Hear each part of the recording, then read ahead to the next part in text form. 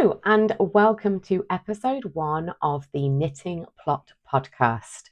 My name is Natalie, and I'm going to be your host today. I am claiming this corner of the interwebs for me to talk about my knitting and making and my gardening as well. That will probably come into it because these are my key obsessions in life: is anything crafty and my allotment plot.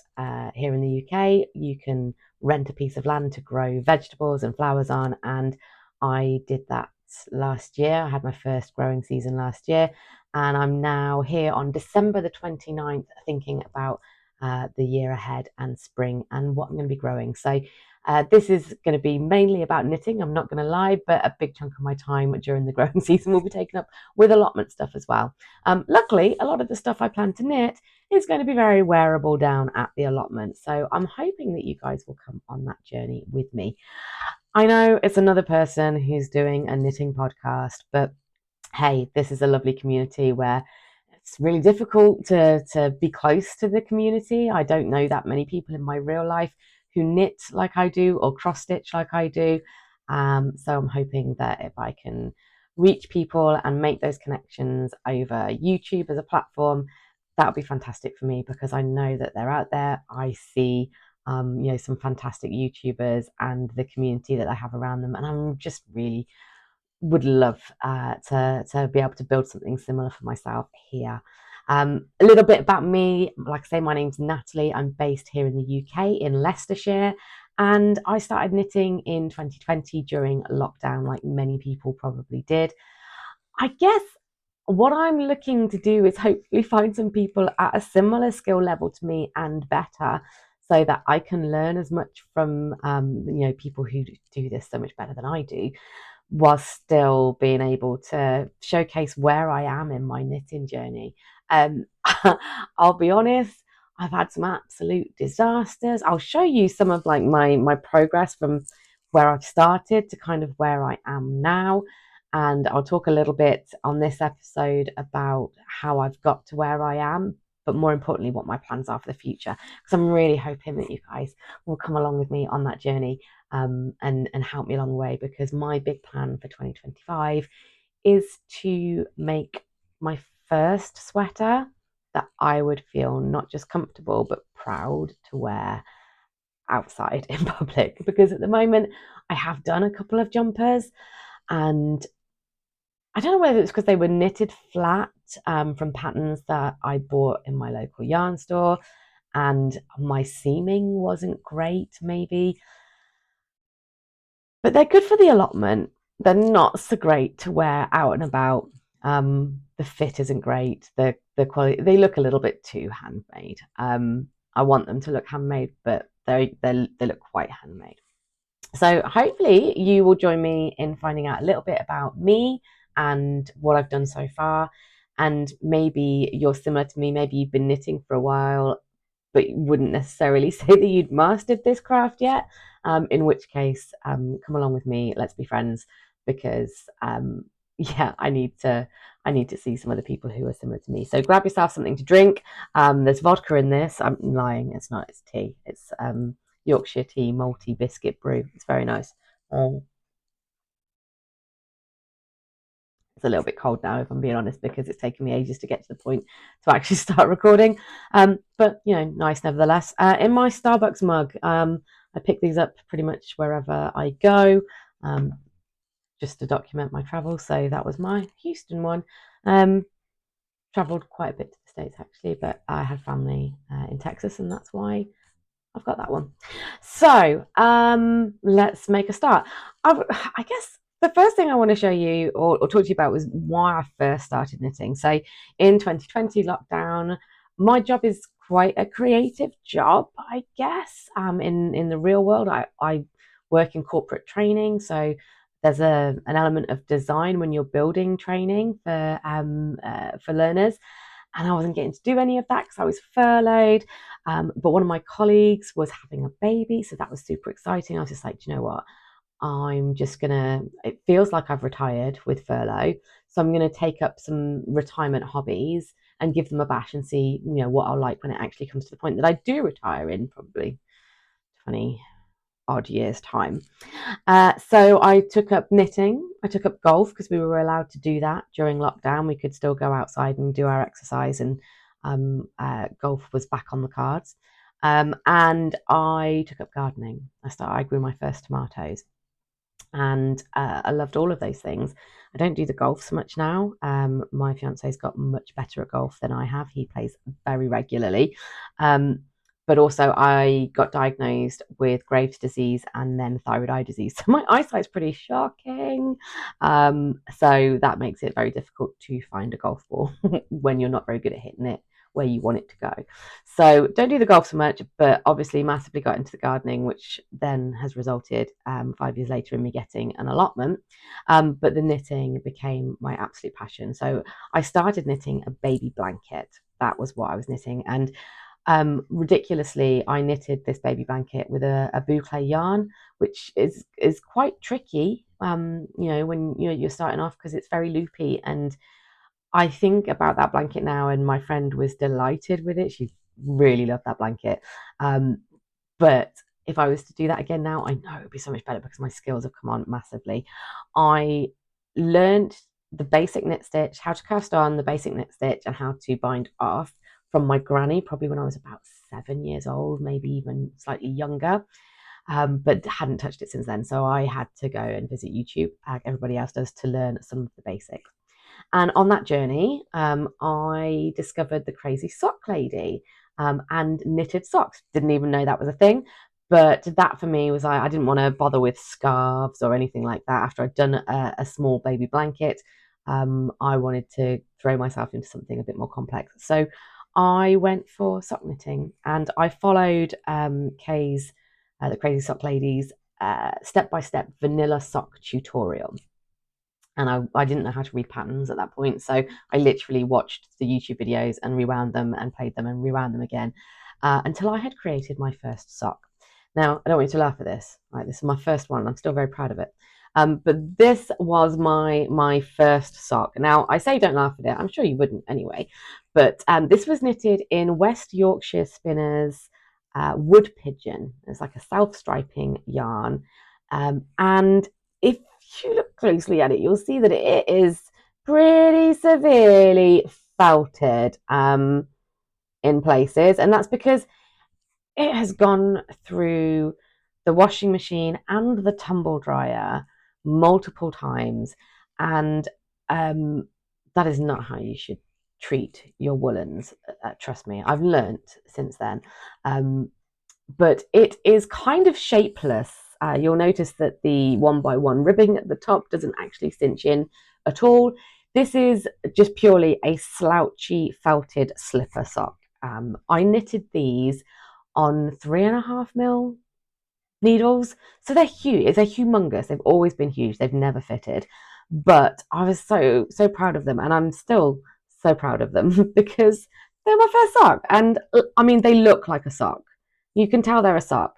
And it was a slip stitch heel flap, and sort of gusset that Kay talks about. I've got no holes in them. Like they're wearing well on that front. They are just absolutely falling apart. And I think even if I tried to defuzz these, it wouldn't make any difference. They would still look absolutely shocking. But I love them. And I probably just smacked my microphone, but I do love them because they're just super cozy and super comfortable. So that was kind of where I started with my socks.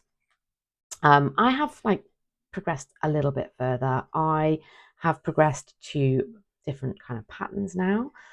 Now, I swore I was going to look up this pattern before I actually showed them. I will put the patterns for these socks, the pattern name. I know that this is a Kay Jones pattern. And, the crunkled socks. These are the crunkled socks. And these are just a lovely kind of like bubble stitch. And again, really nice. This was a lovely yarn as well. This was called Highland Heathered, and it's by an indie dyer called Coastal Creatives Lincolnshire, and it's a lovely merino sock yarn. So I think it's 75% merino. a nylon mix, and just really pretty colours. I don't know whether that's the light might be blowing it out, but it's very much a kind of a nice earthy grassy green kind of colour. And it was like a sock set, so you'd got the main yarn, and then I've done the toes and the cuffs in a solid colour. But that was probably my first attempt at like a proper pattern. I really enjoyed that. And again, these get a lot of wear. I wear these really quite regularly, and I really started to neaten up, sort of my skills. Let's see if that'll focus in. Autofocus on my webcam is a bit shocking, and I don't think that's going to focus, so I apologize. But you just have to trust me; it's a lot neater. So I was starting to get quite good at that, and then I've tried, different types of patterns as well. Again, this one I think was a crazy sock lady pattern. It's kind of like a cabled or faux cable pattern. Let's see if you can focus in on that. There we go. That creates like almost like a cable rib pattern. They're super cute, and that one had actually got an eye of partridge heel flap as well. I'd not done that before, and these all get a lot of wear, and like I pretty much live in my hand knit socks now. But more importantly, they're really good for gifting. And lots of people get socks from me as gifts now. I have a whole host of others. I don't know if you can see them behind me that I won't go into. I won't show you them because there's just too many of them. But that's really where I started. And I've done other things. I've done, sort of gloves. In fact, I've got a pair here that I'm kind of halfway through making. These are an Andrea Mowry pattern. They are a fingerless mitt glove, but they come with an optional flap, which I'm making for my mum. So my mum had a stroke this time last year, actually. And she uses a mobility scooter now to kind of get around if she's got to go anywhere particularly long distance. And I'd done her some of the Cloudburst by, I think it's Adrienne Gray, maybe. I'll check that and I'll put it in the notes. But her thing, it's a really pretty kind of like lace detail on the Cloudburst. But she finds that her fingers, when she's on the mobility scooter, do get quite cold. So she's asked me to do some that come with like a detachable flap, because she likes having the flexibility of having her fingers out, but wants to be able to cover them when she's doing supersonic speeds on her mobility scooter, because the woman's an absolute maniac, and won't go anywhere slowly. She rules the road. She always has done. The woman's a queen, but a liability in either a car or a mobility scooter. But that'll help hopefully keep her hands a little bit warmer. The Cloudburst, I actually want to make for myself, and I've got some yarn for that actually, just sitting here now that I'm speaking about it. But that's a really lovely pattern, which I'm going to do for myself. I've got to get used to the fact that that's that. I apologise if that's just like rattled everybody's eardrums.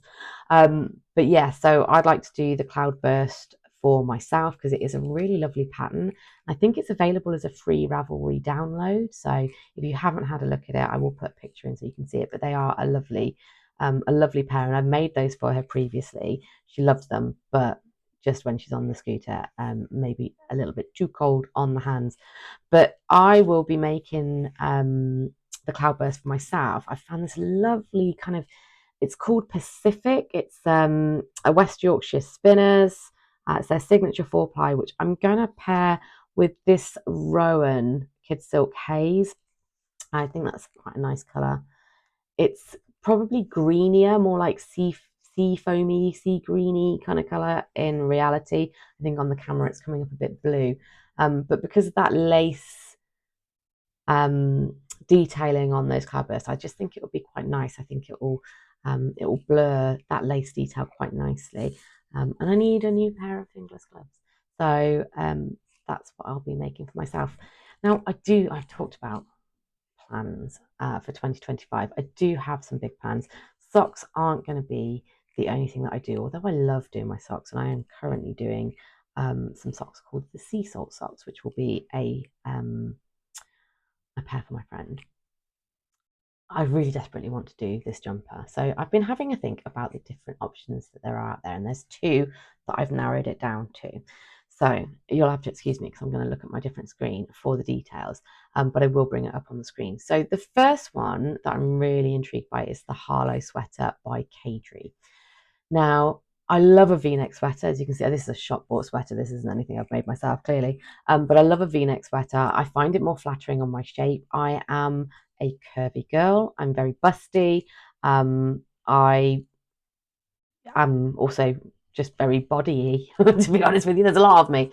But I find that a V-neck is much more flattering for my bust. So the Harlow sweater, it's got that nice slouchy kind of oversized look to it, really decent ribbing on the sleeves as well, like a good long ribbing, which I quite like. But it's the V-neck that's really appealing to me there because I think it will be really flattering. So this is contender number one for my jumper or sweater if you're not in the UK. Why do we call them jumpers and you guys call them sweaters? I don't know. Interesting. I mean, do Europe call them sweaters or are they pullovers?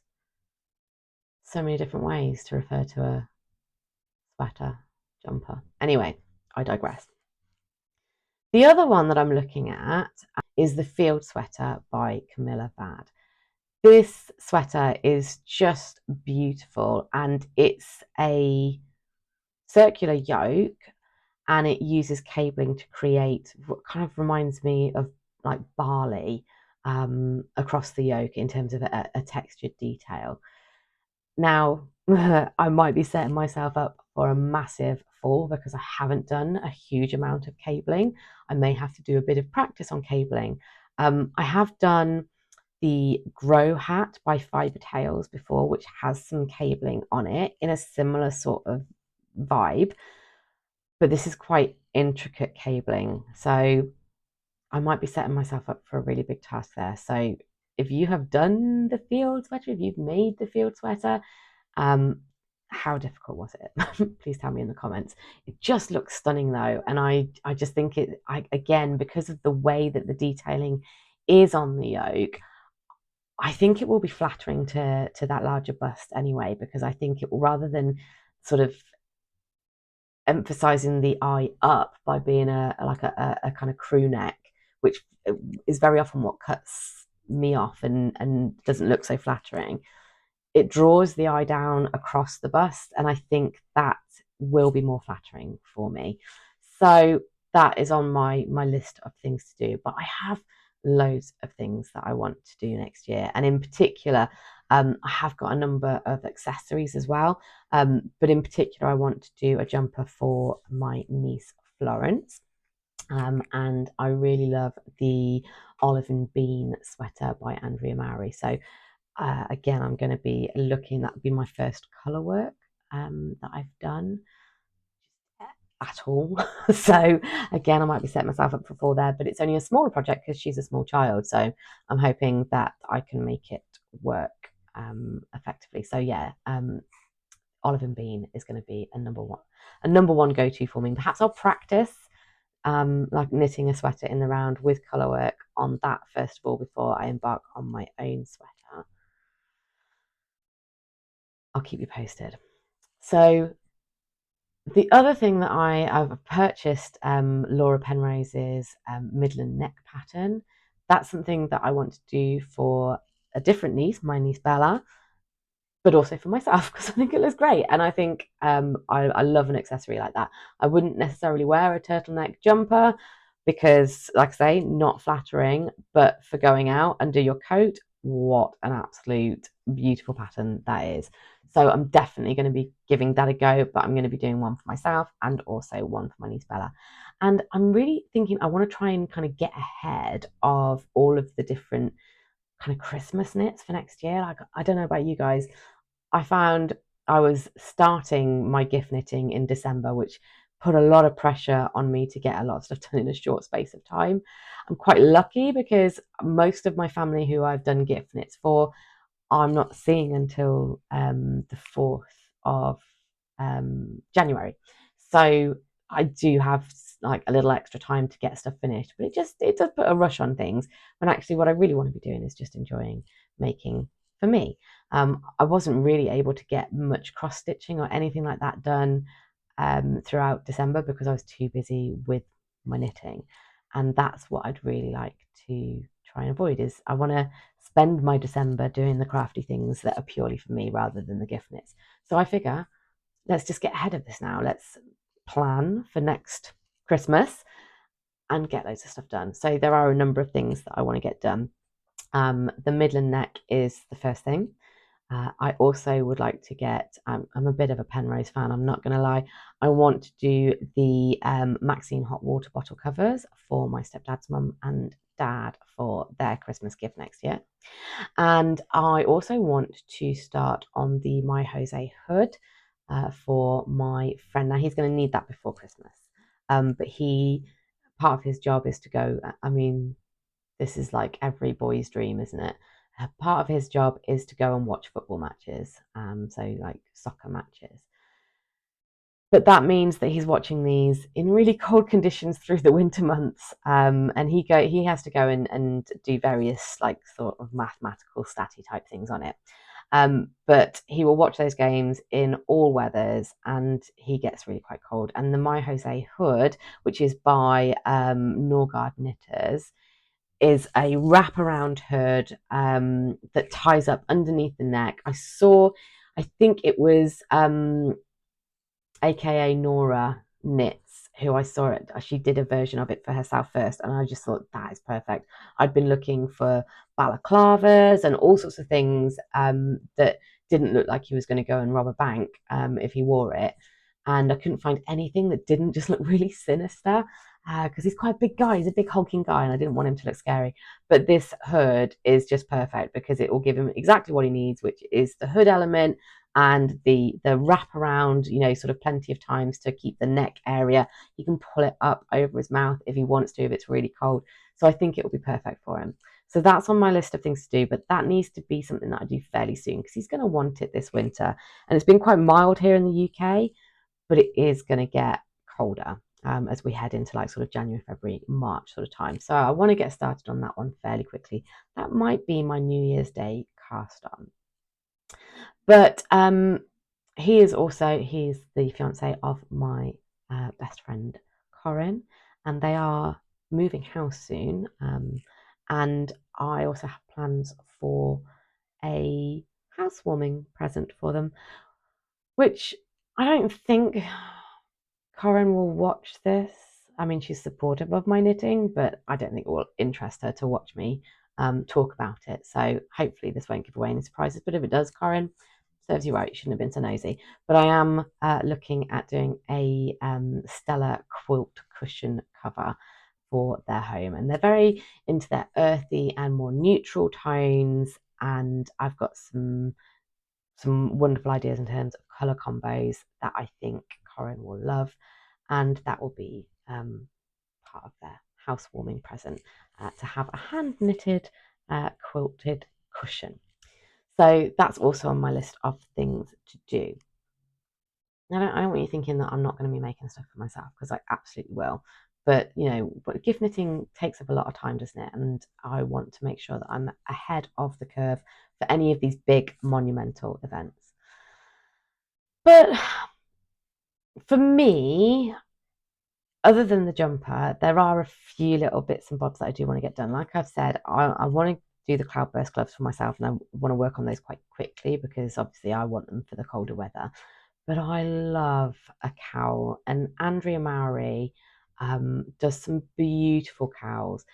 But I do want to practice color work, not just stranded color work, but using multiple colors because I haven't really done a huge amount of that. I've found it to be a little bit faffy on things like socks, so I wouldn't necessarily do like scrappy socks. I like a self-striping yarn because it's less faffy, but even like all the weaving in of ends, if you're doing contrasting cuffs and heels and toes, can be a little bit faffy for me. But I do love the way that it looks. So there is the Night and Day cowl by Andrea Mowry, which I just think looks really classy. And I've done one of her cowls before. I think it might have been the Everyday cowl. And it's weird actually because I knitted it and I couldn't see that I had made any mistakes of any kind. But if you look at the size of her cowl around her neck versus how it comes out for me, mine looks more like a bandana kind of neckerchief, whereas hers is this big, like, whomping, great big cowl around her. So I don't know whether it was a yarn choice thing. I didn't gauge it. I didn't gauge swatch it or anything like that. So it could just be that it was the yarn made up a considerably smaller garment. But I want to make sure that I get this one right. So I'm going to swatch this, particularly because it is a sort of a two color contrasting color pattern. But I also want to make sure I get the size behind it because I really want that lovely big hulking cowl like she wears around her neck, as opposed to something that looks more like a neckerchief. So that's definitely on my list of things that I want for me as well. And then socks wise, I'm going to continue doing socks. I really want to do the Mermaid Avenue socks by Summer Lee, just because they look like a lovely pattern and I want to have a play around with that. I haven't decided who that would be for yet, but they're definitely on my list to do. And I'm currently working on the Sea Salt socks by the Woolbarn Knits.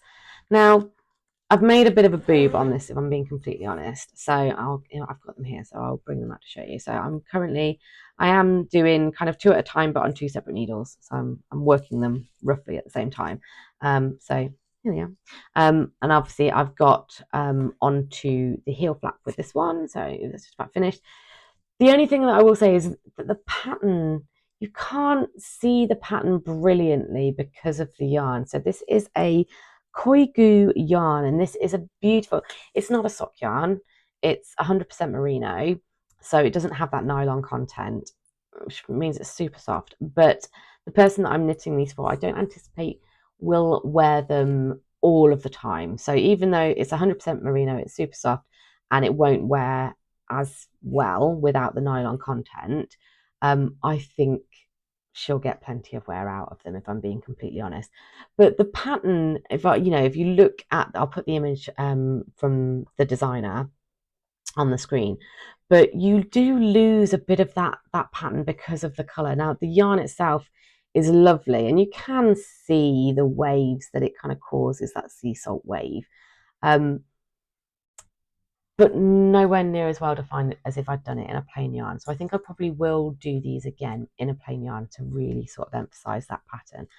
But can we just look at how gorgeous this yarn actually is? There's so many different colors in there. I don't know, I've got this is the label. So this was gifted to me. This is Koigu. I believe they're in Ontario. This was gifted to me by my good friend Melissa, because she's an absolute sweetheart, and she better be watching this because she is one of my few knitting pals. And I'd not come across them before. There is no name for the yarn colorway. There is a bit of a code, but the label's a bit torn, so I can't be 100% sure what that is. But it's absolutely gorgeous yarn, and the different colors in it are absolutely stunning, really beautiful earthy tones, and I'm really enjoying working with it. It's so easy on your hands, because it's just so super soft. So thank you, Melissa, for this lovely yarn, because I'm really enjoying working with it. And I think that's kind of everything to talk about for this episode, actually. Just to give you a bit of an insight into who am I, who's this person who's just decided she's going to do a podcast and thinks that she can get away with that. What an idiot. I don't expect that anybody's going to watch this. If I'm being completely honest, this is probably more for my benefit than anything else, that I can keep track of what I'm doing. But if somebody does watch it, then great. If somebody watches it and enjoys it and decides that they want to see another one and subscribe and see what that's all about, even better, because that will make me realize that there are definitely people out there in the community looking for similar things. Like I say, I'm not like, I watch some podcasters who have been doing this for far less time and are creating these absolutely exceptional things, and you just think, wow, skills are immense. I make mistakes. I probably only learned to rip back work confidently this year. So many of my things have just got absolutely gopping mistakes in them. But that's kind of the point of doing stuff, making stuff yourself, really, isn't it? It's, you shouldn't mind those little mistakes as part of the learning journey. I fully appreciate that, but I do just want to get better at it. And I'm sure there must be people out there like me who can commit time to a hobby like this, but not 24 hours a day to, sort of zap their skills up to mastery level in the space of a couple of years. Like I say, I'm moving into year 5 of my knitting journey now, and I still haven't made anything that I'd wear jumper wise confidently and proudly. But this is going to be the year. I've decided this is because I will not accept mistakes on this jumper. I really want it to fit well. I'm not going to knit it flat. It is going to be knitted in the round, which means that I can try it on as I go and make sure that it is fitting the way that I want it to. I'm still learning so much from different YouTubers. In fact, I mentioned AKA Nora Knits earlier. That girl is phenomenal. I don't know how she has got her skills where they are so quickly, but she's obviously incredibly talented. But she also talks about what she's done and her learning journey and how she's learned to, sort of put things right. And I think that for me has been quite inspirational, because it's been like, do you know what? I can go wrong and take it back. I can find a way. I haven't completely ruined things if I go wrong. I can make it right again. I just have to decide to do that and not be lazy. So yeah, I have aspirations to to create like she does. But it's a journey, obviously. And hopefully, if you do watch this, I'll have some people that I can tap into when I don't know what to do, and you can help put me on the right path. But if you do want to join me in this epic journey as I embark on knitting my first wearable sweater, please do subscribe and like the video and all of that gubbins that people say you have to do for YouTube algorithms. If you just want to hang around and maybe see me pop up again and drop in when you want to, that's cool too. But I'm going to keep doing this and keep you abreast of what I'm doing and how I'm getting on.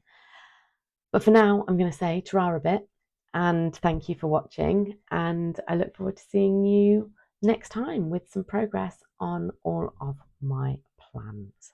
Hopefully, we get started on that hood on New Year's Day, and you'll be able to see how I'm getting on with it. But thank you, ta-ra a bit. See you soon.